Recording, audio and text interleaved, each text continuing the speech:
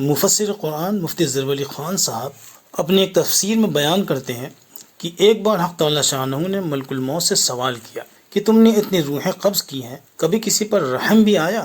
اس پر ملک الموت نے عرض کیا کہ میرا کام تو آپ کے حکم کی تعمیل ہے، جسے بجا لانے میں مجھے کچھ سوچنے کی ضرورت نہیں۔ البتہ 2 موقع ایسے آئے جب مجھے اس عمل کو پورا کرنے میں بہت افسوس ہوا۔ پوچھا گیا کہ کون کون سے موقع؟ عرض کیا کہ ایک اس وقت جب ایک بادشاہ بڑے شوق سے اپنی بنائی ہوئی جنت دیکھنے جا رہا تھا اور آپ کا حکم ہوا کہ اس کی روح قبض کر لو۔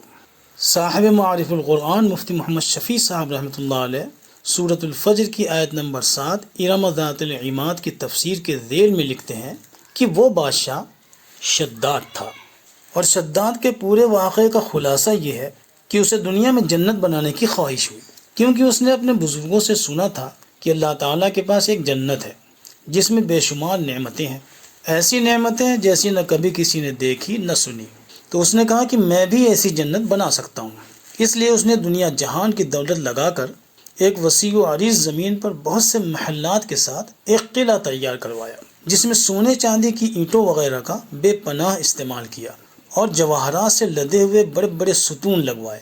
عام مورخین کا خیال یہ ہے کہ اس جنت کے مکمل ہونے میں 12 سال کا عرصہ لگا، اور صاحب تفسیر مدارک التنزیل لکھتے ہیں کہ یہ جنت 300 سال میں بنی اور خود شداد کی عمر 900 سال ہوئی۔ واللہ اعلم۔ شداد سے پوچھا گیا کہ تجھے اللہ تعالیٰ نے جو نعمتیں دی ہیں ان پر اللہ کا شکر ادا کرنے کے بجائے یہ جنت کیوں بنا رہا ہے؟ اس نے کہا کہ جب اللہ تعالیٰ کے پاس مجھے بھی دینے کے لیے جنت ہی ہے تو میں خود ہی کیوں نہ اسے بنا لوں، اور شکر کس بات کا ادا کروں؟ یہ کسی بادشاہ کی سنک کا ایک اعلیٰ نمونہ تھا۔ پھر اس نے اپنی قوم سے بھی کہا کہ وہ اللہ کی بنائی ہوئی جنت کی تمنا کرنے کے بجائے اس کی جنت کے مزے لیں، دوسرے لفظوں میں اسی کو خدا سمجھ لیں، معاذ اللہ۔ مفتی ظفر علی صاحب بیان کرتے ہیں کہ جب شداد نے اپنی جنت تیار کر لی تو اپنے وزیروں کے ساتھ اسے دیکھنے نکلا، مگر جب قلعے کے دروازے پر پہنچا تو ایک اجنبی سے سامنا ہوا۔ شداد نے اس سے پوچھا کہ تو کون ہے؟ اجنبی نے کہا کہ ملک الموت۔ شداد بولا کہ تیرا یہاں کیا کام؟ ملک الموت نے کہا کہ تیرا وقت پورا ہوا، اب تجھے یہاں سے چلنا ہے۔ شداد نے کہا کہ مجھے اپنی جنت دیکھنی ہے۔ ملک الموت نے کہا کہ تجھے اس کی اجازت نہیں ہے۔ یہ وہی بادشاہ تھا جس نے اپنی قوم سے کہا تھا کہ اللہ تعالیٰ کو چھوڑو، میری جنت میں آؤ۔ اسے معلوم نہیں تھا کہ اسے جنت بنانے کا تو اختیار ہے لیکن اس میں جانے کا حق نہیں ہے، نہ کہ پوری قوم کو دعوت دے۔ تو ظاہر سی بات ہے کہ اب وہ گھبرایا، بولا کہ مجھے گھوڑے سے اترنے دو۔ ملک الموت نے کہا کہ تجھے اس کی بھی اجازت نہیں ہے، یعنی تو جو خدائی کا دعویٰ کر رہا تھا دراصل تیری حقیقت یہ ہے۔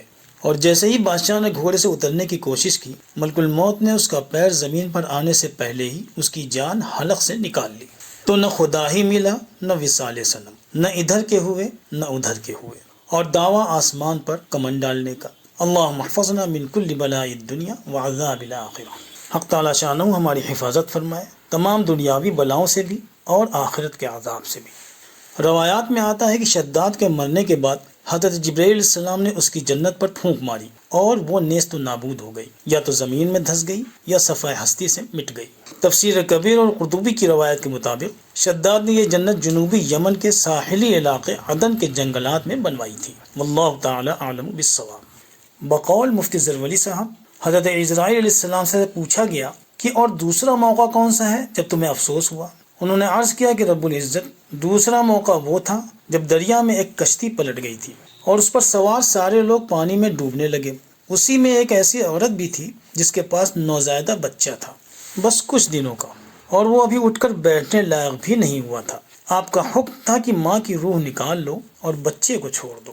میں نے حکم پورا کر دیا، لیکن بچے کو دیکھا کہ کشتی کے ایک ٹوٹے ہوئے پٹرے پر پڑا تھا اور آدم خور پرندے اس پر اڑانے بھر رہے تھے۔ کوئی اس کا ہونٹ نوچنے کی کوشش کر رہا تھا اور کوئی پلکوں پر چونچے مار رہا تھا۔ مجھے خیال آیا کہ یا تو اس کی ماں بھی بچ گئی ہوتی یا پھر اسی کے ساتھ یہ بھی چلا گیا ہوتا۔ اس پر حضرت عزرائیل علیہ السلام کو بتایا گیا، یعنی ملک الموت کو، کہ اس بچے کا نام موسیٰ تھا۔ حق تعالی شانہ نے اس کی پرورش براہ راست فرمائی۔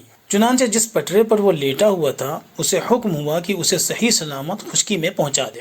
خشکی میں پہنچ کر ایک ہرنی کو حکم ہوا کہ اسے دودھ پلائے۔ بعض تفاصیل میں آیا ہے کہ بھالو کو حکم ہوا کہ اس کی دیکھ بھال کرے۔ اسی طرح شیر اور چیتے جیسے درندوں کو حکم ہوا کہ اس کی حفاظت کریں۔ گویا فرشتوں سمیت اللہ کی ایک بڑی خلقت اس کی پرورش میں لگ گئی۔ اس طرح وہ پل بڑھ کر جوان ہوا۔ پھر حق تعالی شانہ نے یہ فضل فرمایا کہ اسے زمین کی بادشاہت عطا فرمائی، اور وہ تمام آسائشیں جو کسی بادشاہ کو مل سکتی تھیں سب کی سب اس کے لیے مہیا فرما دی۔ جب اسے دنیا کی ہر عیش و سہولت حاصل ہو گئی تو اس نے ان چیزوں پر اپنا دعویٰ کر دیا جو اسے حق تعالیٰ نے دی تھی، اور کہنے لگا کہ یہ سب چیزیں اسے اپنی محنت سے ملی ہیں اور کوئی اس کے مال کا مالک نہیں سوائے اس کے۔ پھر اس نے حق تعالیٰ کی حقانیت کا بھی انکار کر دیا اور کہنے لگا کہ سب سے بڑا میں خود ہوں۔ اسی لڑکے نے اپنا نام شداد رکھا، اور جن دو موقعوں پر ملک الموت کو افسوس ہوا تھا وہ دو موقع، ایک شداد کی پیدائش تھی اور دوسرا اس کی موت۔ جس کی پیدائش پر انہیں افسوس ہوا تھا کہ وہ بیچارہ اور لاچار ہے، اسی نے بڑے ہو کر حق تعالی شانہ کے مقابلے میں جنت بنوائی، اور جب وہ پوری طرح باغی ہو کر اپنی جنت کے مزے لوٹنے کے لیے نکلا تو اس کی لگام کھینچ لی گئی، اسے اپنی جنت کی جھلک بھی نہیں دیکھنے دی گئی، اور حکم دے دیا گیا کہ اسے اس گھوڑے سے بھی نیچے مت اترنے دو جس پر چڑھ کر یہ خدا سے مقابلے کے لیے جا رہا تھا۔ اللہ کے باغی کا یہ عبرتناک حشر تھا، اور آخرت کا دردناک عذاب ابھی باقی تھا جو اصل ہے اور کبھی نہ ختم ہونے والا ہے۔